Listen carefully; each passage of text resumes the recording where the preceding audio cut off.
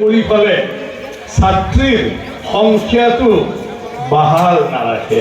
ছাত্ৰীৰ সংখ্যা লাগিব বাইদেউ, আৰু ছাত্ৰীৰ সংখ্যা থাকিবৰ কাৰণে আমাৰ স্কুলখনত আমি তেনেকুৱা এটা শিক্ষাৰ পৰিৱেশ গঢ়ি তুলিব লাগিব যাতে প্ৰত্যেকজনে বিচাৰে মোৰ ছোৱালীক টংলাৰ এই বালিকা উচ্চ বিদ্যালয়ত মই দিম।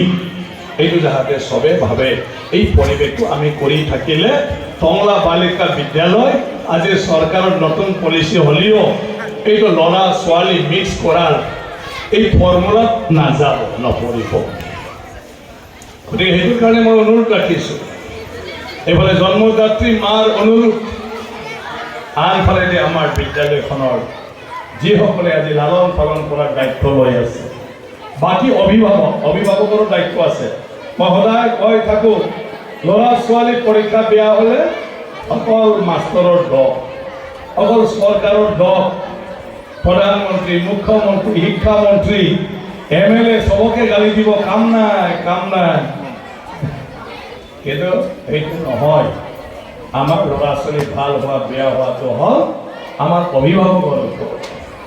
আমাৰ সৰু ল'ৰা ছোৱালীনো কি জানে? প্ৰথম সপোন মা দেউতাৰ হ'ব, দ্বিতীয়তে মা দেউতাই ল'ৰা ছোৱালী পঢ়াৰ আগত উঠিব লাগিব, ল'ৰা ছোৱালী হোৱাৰ পিছত শুব লাগিব, আৰু প্ৰত্যেকটা মুহূৰ্তত দৃষ্টি ৰাখি থাকিব লাগিব আমাৰ যিটো সপোন, এই সপোনটো যদি পূৰণ হ'ব লাগে, সেইমতে যদি আমাৰ মৰমৰ এই ল'ৰা এই ছোৱালী যদি হ'ব লাগে, তেতিয়াহ'লে মই তাক কেনেকুৱা ধৰণৰ বুজনি দিব লাগে, জ্ঞান দিব লাগে, সহায় কৰি দিব লাগে, এই কথা মা দেউতাই সদায় ভাবিব লাগিব। আমাৰ ভৱিষ্যত প্ৰজন্মৰ কথা যদি আমি কথা পাতিবলৈ যাওঁ, তেতিয়া মা দেউতাই চবতকৈ প্ৰথম, গতিকে নিজৰ ল'ৰা ছোৱালীৰ ওপৰত সপোন মা দেউতাৰে আগত হ'ব লাগিব যে মোৰ মৰম লগা এই ল'ৰাজনক মই ডক্তৰ কৰিমেই, মই ইঞ্জিনিয়াৰ কৰিমেই, নহ'লেও মই জীয়াই থাকোঁতে পঢ়া শুনা কৰি কিবা এটা কৰা মই চাই যাম, এই ভাৱ মা দেউতাৰ হ'ব লাগিব। আৰু সেইটোৰ কাৰণে ল'ৰা ছোৱালীক যত্ন লোৱা, পঢ়া শুনা কৰোৱাৰ ক্ষেত্ৰত পৃথিৱীৰ যিকোনো সমস্যাকো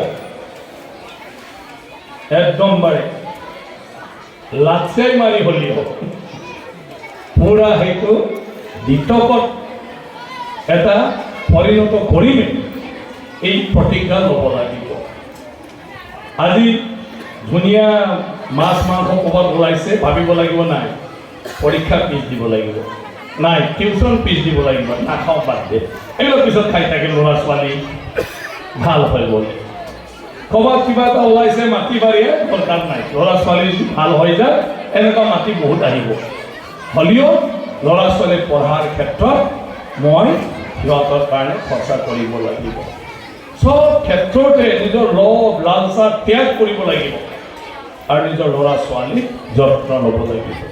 তেতিয়াহে আমাৰ ল'ৰা ছোৱালী পঢ়া শুনা কৰি আগবাঢ়িব। এটা দেশ আগবাঢ়িব লাগিলে গুৰিৰ পৰা আমি চবে সঠিকভাৱে আগবাঢ়িব পাৰিব লাগিব। অকল পলিচি মেকাৰৰ দ্বাৰা কেতিয়াও এটা দেশ পলিচি হ'লে সেইটোৱেদি এই দেশ আগবাঢ়িব নোৱাৰে। দাৰ্শনিক ফিলচফাৰ তেওঁলোকে ভাবিবহে পাৰে, কিন্তু কামটোতো কোনোবা কৰিব লাগিব। ল'ৰা ছোৱালীকেইটা হাঁহি, ছোৱালীকেইটা হাঁহি আছে, নাহাঁহা নাই তোমালোকে। শিক্ষকে পঢ়াবহে পাৰিব, কিন্তু মকষ্টটো নিজে ল'ব লাগিব, পৰীক্ষাটো নিজে ভাবি লিখিব লাগিব।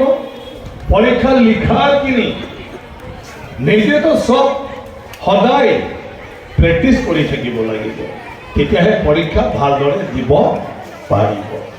গতিকে সেইকাৰণে ভাবি থাকিলে ডাঙৰ মানুহে ক'লে নহ'ব। ডাঙৰ মানুহে কোৱা কথা, চৰকাৰে বনোৱা বিভিন্ন আঁচনি, চৰকাৰে দিয়া দায়িত্ব প্ৰত্যেকজনে পালন কৰিব লাগিব। আৰু প্ৰত্যেকজন যদি পালন নকৰে, তেতিয়া আমাৰ দেশ, আমাৰ সমাজ আমি ভাবাৰ নিচিনা, আমি বিচৰাৰ নিচিনা কেতিয়াও হ'ব নোৱাৰে। গতিকে শিক্ষাৰ এটা স্কুলৰো দায়িত্ব আছে, অভিভাৱকৰো দায়িত্ব আছে, ছাত্ৰ ছাত্ৰীৰো দায়িত্ব আছে।